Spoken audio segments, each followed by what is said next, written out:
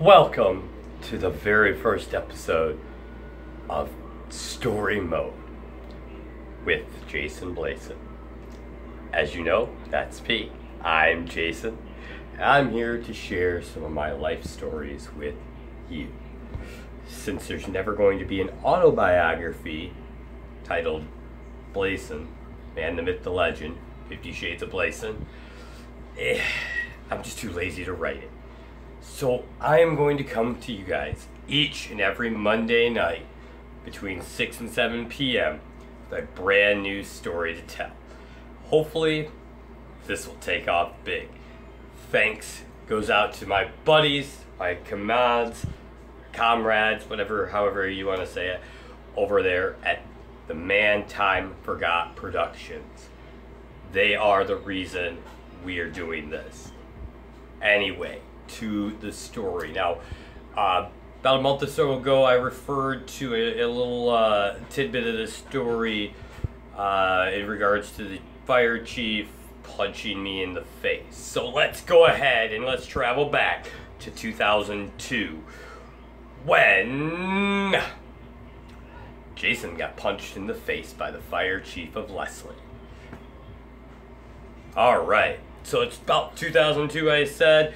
It's a Monday night. We are leaving the band area at the school. Just got done with rehearsal for marching band, and I'm coming around Main Street heading into downtown Leslie, which is like one blink and you miss it.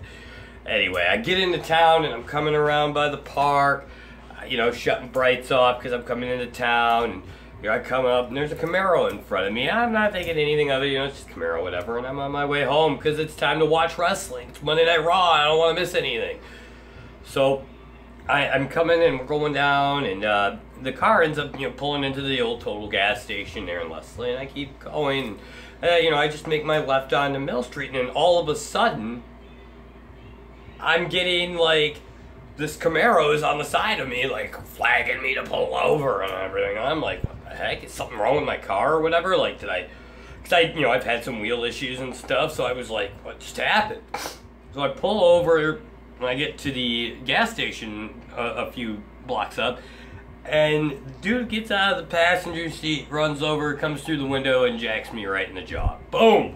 I'm like, what the fuck just happened? And he's screaming at me, motherfucker, you want to flash your lights and run up on me, and I'm like, dude, I didn't come anywhere near you. And I was like, apologetic about the brights. I was like, man, I'm sorry, I just turned them off when I came into town. Like, don't know what else to tell you. Turn them off. Anyway, flipping out, dude, and I mean, just going ballistic. So I finally, I just speed off. I'm like, fuck this, I'm heading home, and I'm pissed. I'm lit to the hill. Like, I'm ready to get a baseball bat and go take care of business. I pull in and I'm screaming and shit. Dad comes out the door and wondering what's going on. Well, the next thing I know, the cop shows up and he's all like, oh, I need to get something out of your vehicle because you aggravated the assault. Well, excuse me? How do you figure I aggravated anything, dude? You have to actually do something in order to aggravate it. This story never changes. This story is told the exact same way. I have nothing to hide. Did I do anything to provoke that man? Absolutely not. If I had, I'd flat out tell everybody, and a lot of people know this who have heard this story before. I didn't. The police officer, tried to make it out that I did, but I knew better. But because of who this gentleman was, as I've talked about, the fire chief of Leslie at the time, which, to give you the next caveat, the driver of said vehicle was none other than this dude's wife, the mayor of Leslie in 2002. The mayor. I'm not going to name drop, but they've got a name around that town. Starts with an L. I'm just going to let you boil with that for a second. Oh, and also, the same guy that punched me in the face, he's the one that does all the Halloween shit. So, yeah, you keep taking your kids up to that guy's house and getting his candy, but let me tell you something, dude's a piece of shit. So, fast forward a little bit back to the situation. The cop shows up because there's a very expensive pager in my vehicle. Why is there an expensive pager in my vehicle that belongs to the Leslie Fire Department?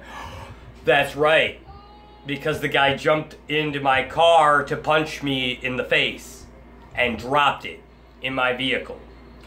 Had I been a little smarter, I would have told the cop to go off and go get a warrant if he wanted it that badly. But I was nice, I complied. Needless to say, we did go to court, and the guy ended up getting slapped on the wrist and whatnot with some sort of, they did nail him with an assault charge. Thankfully, somebody had came forward because they were trying to say that I burnt out in my Oldsmobile, and I said, interesting, because I have a 6-cylinder Oldsmobile and you have a V8 fully loaded Camaro? Gee, I wonder what's gonna lay rubber first, my Oldsmobile or a Camaro? Brain dead idiots. So nonetheless, the guy got some probation, maybe some fines, a little slappy on the wrist, but nothing ever came out about this until now.